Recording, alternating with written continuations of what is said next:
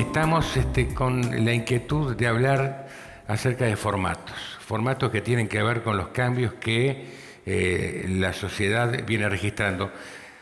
Nos afecta a los uruguayos, pero además son cambios que vienen dándose a nivel mundial y que en Latinoamérica han tenido un impacto importante. En el caso uruguayo, la particularidad es clara.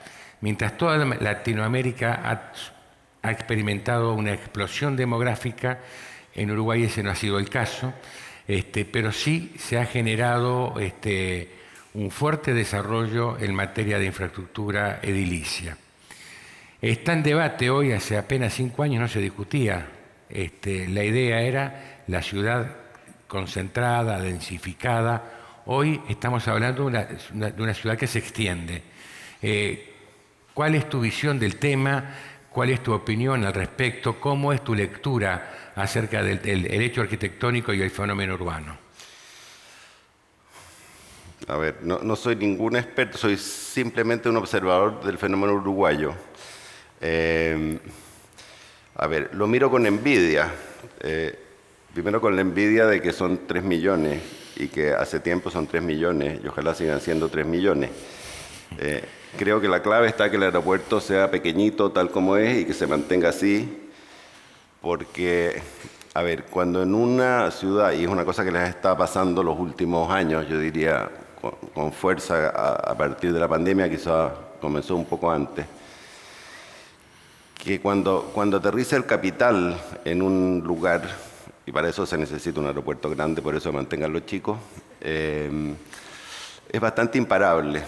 Y junto con él viene detrás un crecimiento, que aquí se experimenta, pero se experimenta como de manera boutique.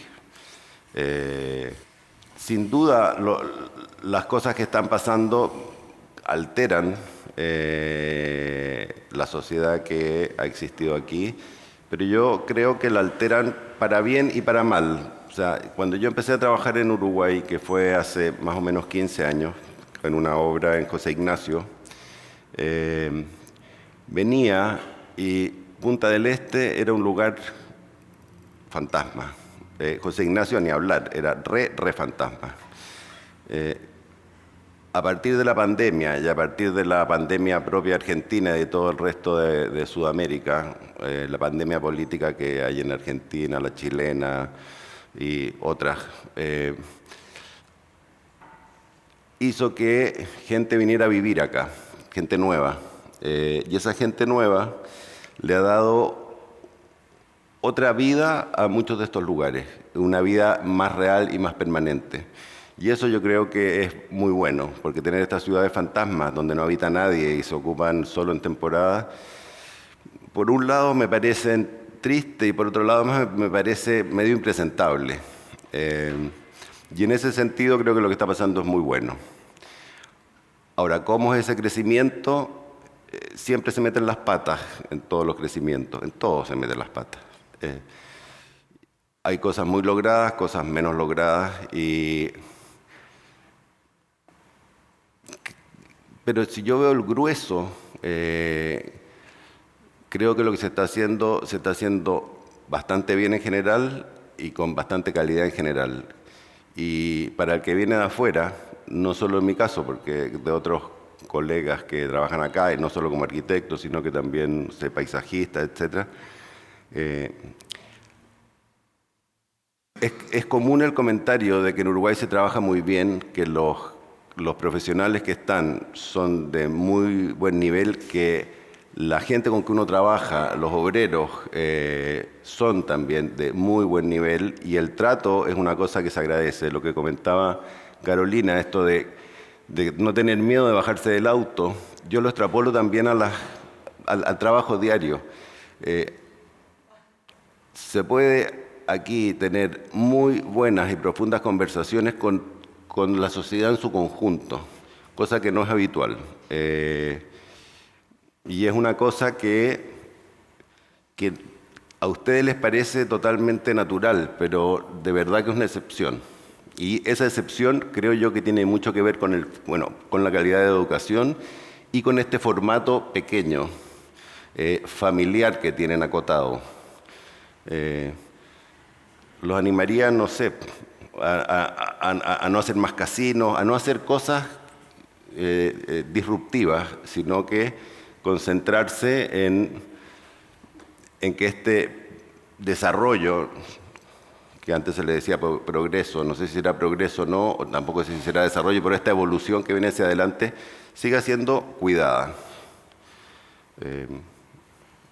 Y la ciudad extendida es el formato natural. La ciudad, a ver, yo no creo que haya una fórmula, que una ciudad totalmente concentrada sea la única solución. Creo que hay ciudades muy concentradas, con mucha densidad, con mucha altura, no sé, como Tokio, Shanghái, Hong Kong, Nueva York, la que se nos ocurra, que son muy buenas ciudades y que lo que han generado es un potencial increíble, y las tienen ellas y no las tienen otras.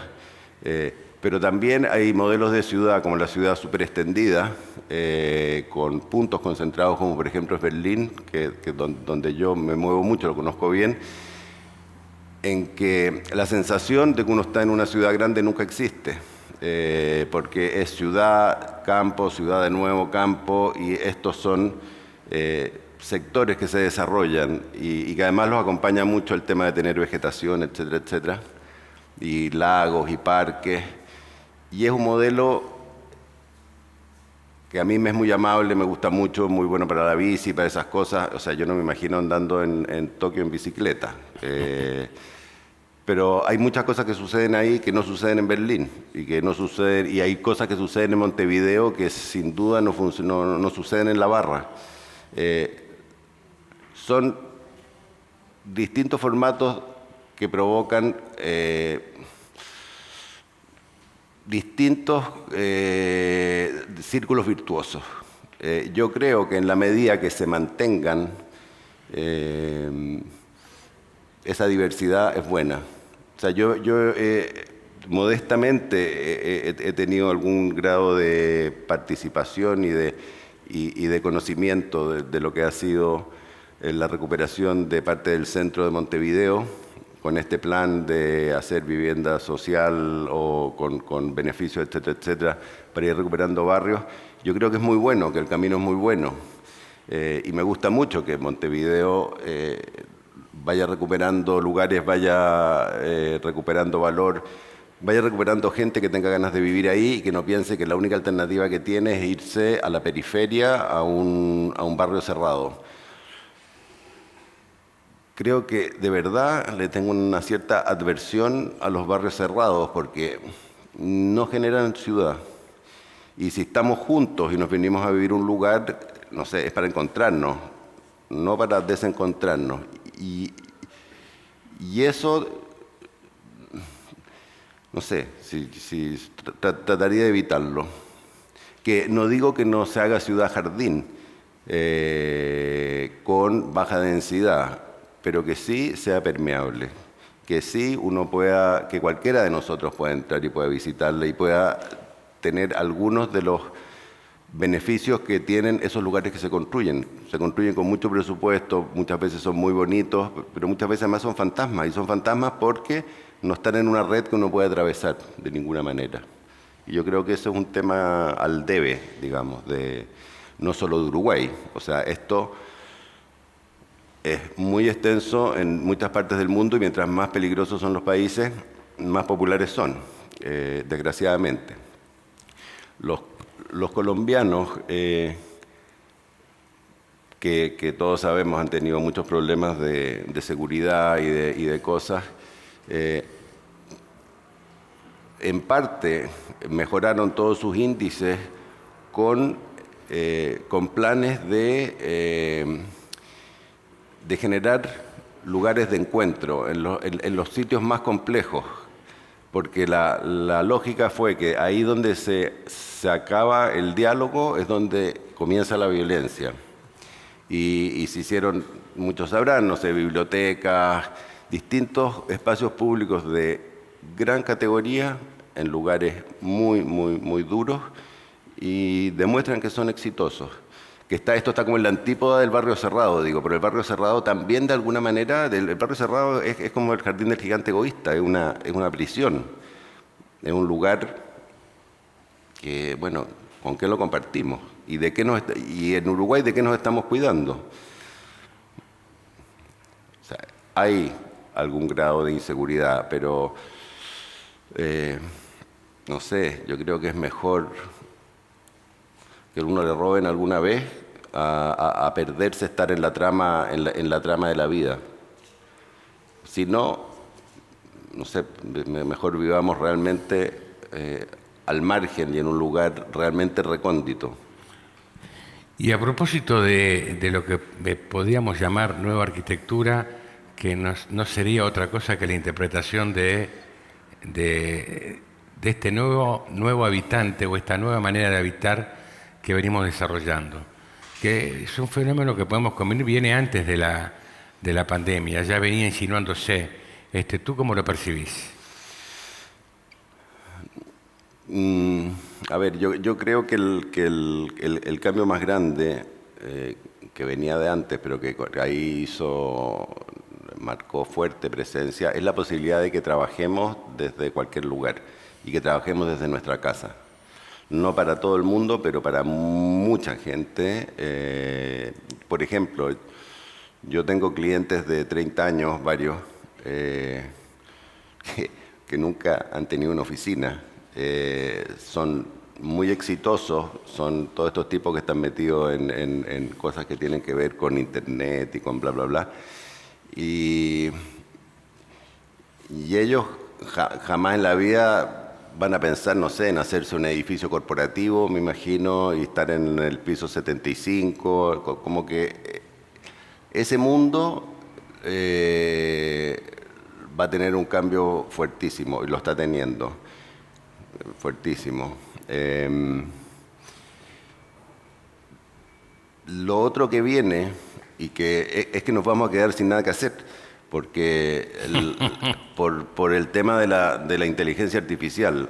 O sea, yo trabajando en la universidad, todo este tema de chat de GP o todas estas cosas, son de verdad un problema. En que uno, en hacer un clic, se baja una tesis doctoral. El problema de eso es que de verdad que no estamos, ni nos imaginamos, yo creo, lo que puede venir, cómo nos vamos a quedar de verdad ociosos. O sea,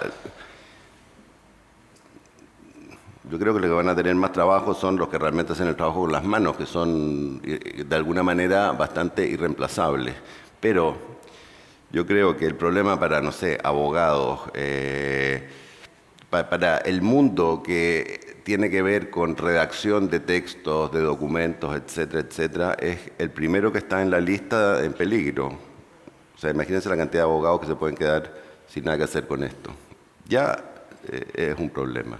Y estamos, pero como en el mero comienzo. Entonces, los cambios que vienen no son solo de que vamos a poder trabajar en la casa más cómodo usando Zoom. Vamos a tener que pensar qué podemos hacer en un mundo totalmente digitalizado. Y con la arquitectura, ¿cómo baja todo eso?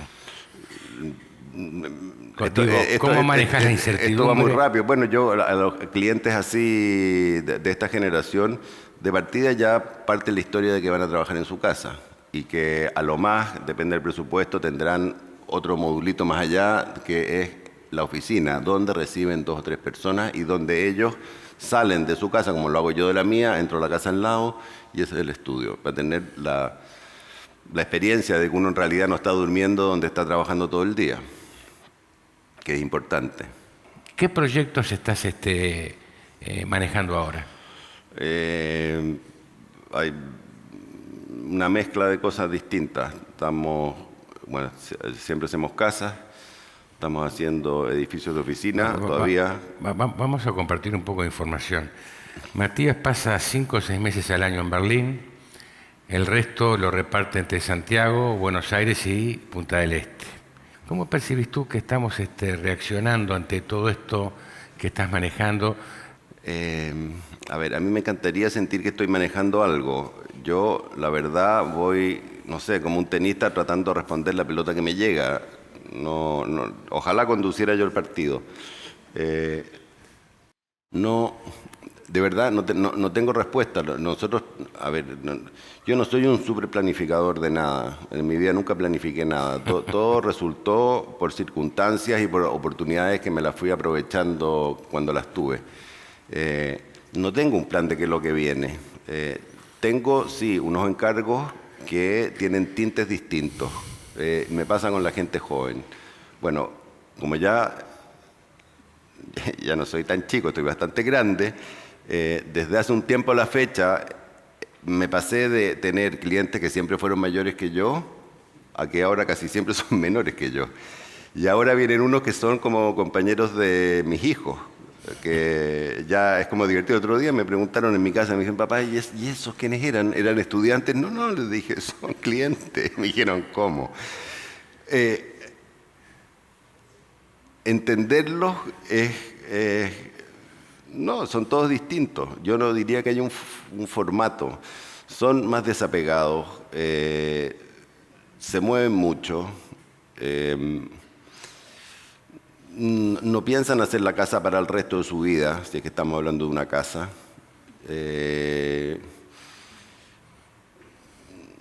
No sé, yo de verdad estoy tratando de descifrarlo. Y es un lío. Es lo que hay. ¿Y No, cómo procesás eso en tus proyectos?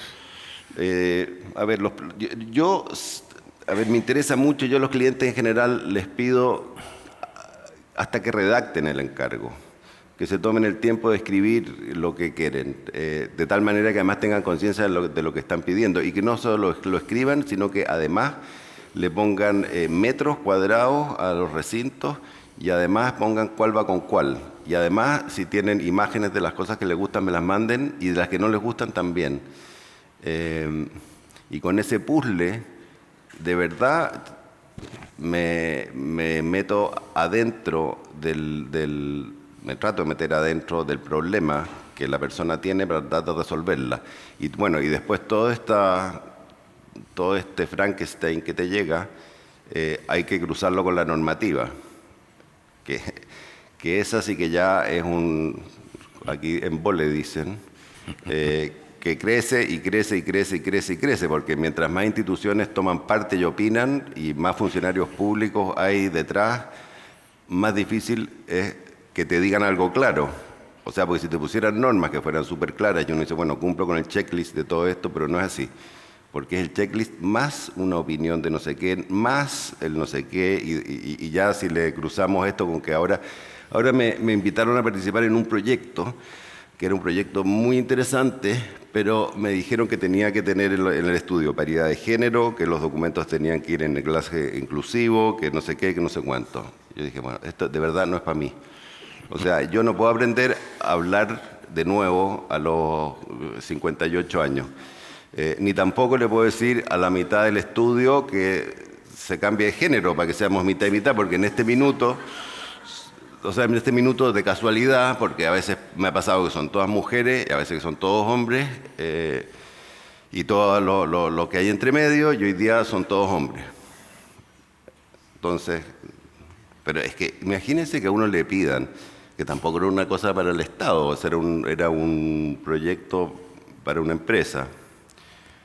A mí me parece totalmente descabellado. Yo me retiré de la universidad por eso, porque esta como dictadura de verdad fascista, de el deber hacer las cosas de una cierta manera, no sé, yo con eso no puedo. No me interesa ser tan políticamente correcto en la forma de cada cosa. O sea, si yo estuviera hablando en la universidad tendría que estar hablando de ellos y ellas, o de nosotros, o de... Es ridículo. Bueno, vamos a ver en qué está Matías Klotz. Mira, o sea, a ver, yo lo que traté de hacer es pasar, así como una especie de escáner, voy a pasar por la hora lo más rápido posible, por distintos escalas de cosas y distintos problemas de cosas. Bueno, por ahí estamos trabajando en varias partes. Tenemos en cada parte tenemos gente asociada, porque si no sería imposible que hagamos lo que hacemos. Hacemos cosas chiquititas, cosas más grandes. Este es el lugar donde trabajamos, que es la casa tenía una casa, vendieron la casa del lado, la eché abajo y vino la pandemia política en Chile, un golpe de Estado, tenía la casa botada en el suelo, antes de eso no tenía deuda, y la miraba y decía, ¿en qué minuto tiré esto? Construimos el estudio, lo terminamos de construir, terminamos de poner ese pasto que se ve ahí verde, que además por WhatsApp me insultaban, por Instagram, que cómo era posible que pusiera pasto con el mundo que se estaba secando. Esto es un huerto, bueno, ahí no se nota, pero eso era, y el día que dejaron de poner este pasto, vino la cuarentena por la pandemia. Y yo me pensé que la cuarentena iba a durar, no sé, 2 semanas, y en Chile duró 1 año y medio. Y trabajé en el estudio solo, por Zoom, con los del estudio, que no estaban en el estudio, una cantidad de tiempo increíble. ¿Qué quisimos hacer con el estudio? Hacer un lugar que fuera amable de trabajar y que fuera estudio y casa. Mi madre, el año 90, me encarga que le haga una casa en un lugar que está muy despoblado. Era una playa de 24 kilómetros y estaba a 7 kilómetros del pueblo. O sea, y en esos 7 no había nada y en el resto que seguía allá tampoco nada. Bueno, y esto lo hice de manera bastante poco reflexiva. Después de 30 o 35 años, le puedo inventar un discurso más elaborado, pero de alguna manera hice eso, de levantarla, hice además en el interior, como el presupuesto era acotado, muy acotado, no estaba dispuesto a perder el centímetro cuadrado, entonces hicimos no tiene pasillos, solamente esto que comunica un cuarto arriba con el otro, es el único, y los demás son todos espacios que dan directo a un espacio central. ¿Ya? Y esas decisiones de esa casa, de alguna manera, me dieron como una cosa que tú mencionaste, que es esto de como de repetir el proyecto. Yo creo como en las familias de proyectos. Y uno de repente se le ocurre una idea o descubre algo, bueno, y eso lo aprovecha y lo interpreta de distintas maneras. Y este fue el primer encargo que me hicieron fuera de Chile, que fue una casa en Argentina, en Buenos Aires, que está en un lugar, en San Isidro, donde está la barranca, que por las calles, cuando uno va, ni siquiera se entera que está esta barranca, porque son unas calles arboladas, lindísimas, todas llenas de casas, y uno no ve que está el río al frente, no se entera. Y aquí había una casa, y entramos, una casita inglesa, abrimos la puerta, cruzamos la casa, llegamos al estar, y se aparece el río, no sé, que es infinito con ese color gris, café. Uno al entrar tiene la línea, y apenas se ve, pero tiene el horizonte del río al frente. Y lo otro que hice fue hacerla entera de vidrio acá abajo, porque estos son los árboles del vecino, y el vecino que tiene un parque increíble, en que esta casa lo que hace es disfrutar del jardín del vecino. Hacia este lado era un vecino que aquí no se ve, pero era bastante feo y muy próximo, entonces este lado de acá es hecho con esos uglas que uno no ve hacia afuera, pero tiene la luz. Y arriba estaban todos los dormitorios. Esta es la vista hacia atrás, digamos, si es que uno está en el comedor, el pasillo de entrada con este uglas. Y esta es la vista al río adelante. Y todo en un nivel. Esto fue un encargo en que un cliente argentino había hecho con un arquitecto argentino, habían hecho un proyecto para hacer una casa en Muelle de Piedra en Villa Langostura. Andaba con un amigo arquitecto que le dijo, mira, le dice, yo conozco un chileno, sé de un chileno que hace cosas bien en la topografía. Bueno, todos los chilenos hacen cosas en la topografía porque todo el país es así. Por suerte para mí no conocía a otro. Entonces me llaman por teléfono y me dice que tiene un problema, que tiene una casa que no entra en un lugar, y que cuándo voy a ir yo a Buenos Aires. Y yo estaba en Buenos Aires, en la casa de las fotos anteriores, bañándome en la piscina, con un fotógrafo japonés, el Yoshio Futagawa, que estaba sacando fotos. Y le dije, estoy en Buenos Aires. Le dije al cliente, mira, vamos a hacer una casa que va a tomar la luz del norte para tener las vistas al sur. Y es una casa que está apoyada sobre, o sea, no solo el terreno cae así, sino que cae además en el otro sentido. Entonces tiene un zócalo de piedra, que debajo de esto está metido el cuarto de invitados, etcétera, etcétera, y todo el resto funciona en una planta en lo de arriba. Lo de piedra es lo que toca la tierra y todo el resto es digamos, esta estructura metálica, muy industrial, pintada negra, etc. Desde ciertos ángulos uno ve a través de la casa el paisaje. Esto es otro esto está en España, y esto es una pareja de abogados suizos bastante mayores, en que en un terreno así muy empinado me pidieron una casa en un nivel. Y lo que hicimos fue hacer un zócalo de nuevo de piedra y hacer una casa que se maneja simplemente en una planta. ¿Ya? Que incluso tiene metida la piscina a nivel entre lo que es esto. Es muy sencilla, con un dormitorio principal, uno de invitados y sala de máquinas y cosas así.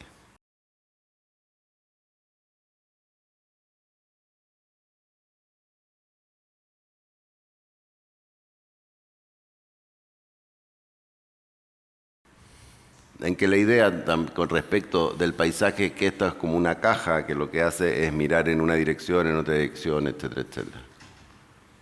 Voy a pasar más rápido en realidad. Esta es una casa en Chile, en una laguna cerca de Santiago que se llama Laguna de Aculeo.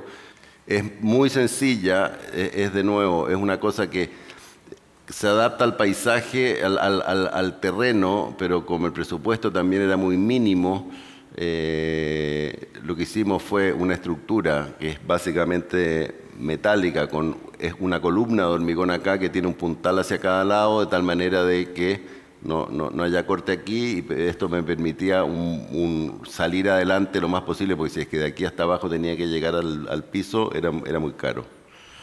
Tiene mucho que ver con la primera del año 91, en sus materiales, en cómo está pensada la estructura. Es una casa de verdad hecha con los mínimos recursos.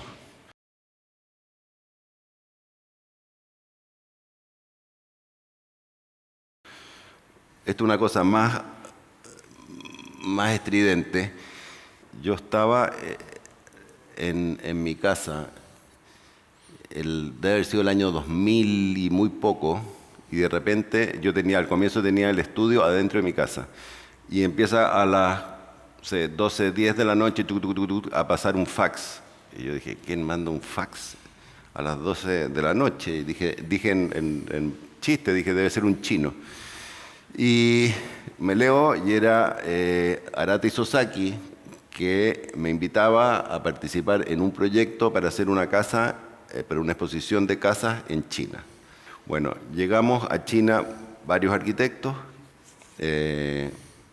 a un lugar bastante bonito, que tenía un lago, y el encargo era que cada uno de los arquitectos iba a hacer una casa de 500 metros. Este era el encargo.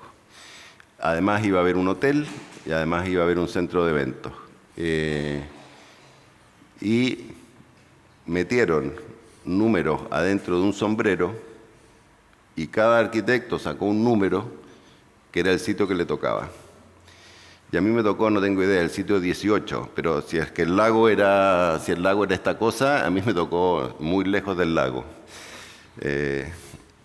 Pero dando como una cañada, con unos árboles muy lindos.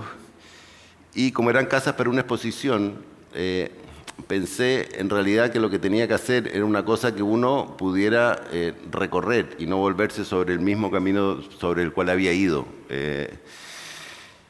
Y lo otro que pensé es que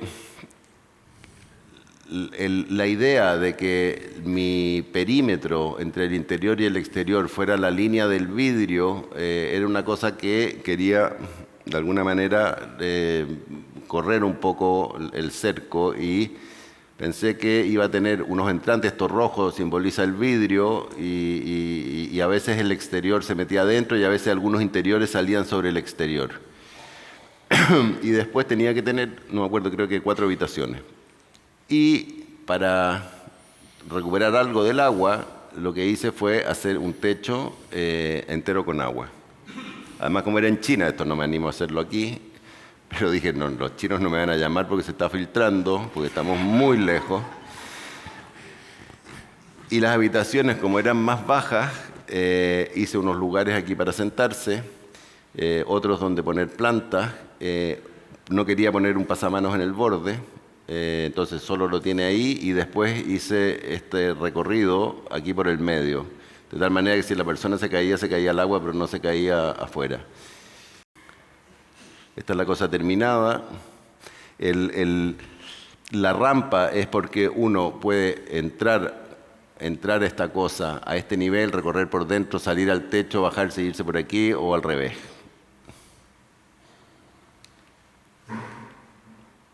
Ahora esta casa en esta casa no vive nadie, nunca vivió nadie. Es muy raro, los chinos son muy raros, pero esto tiene un hotel, tiene un centro de eventos, y lo que sucede es que de tanto en tanto estas casas las usan así como la super suite del hotel cuando hacen el encuentro de los no sé qué.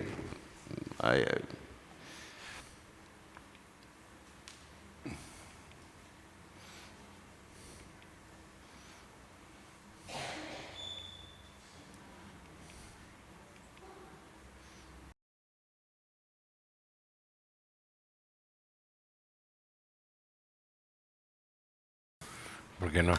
Bueno, Matías, yo te quiero agradecer especialmente. Pido un fuerte aplauso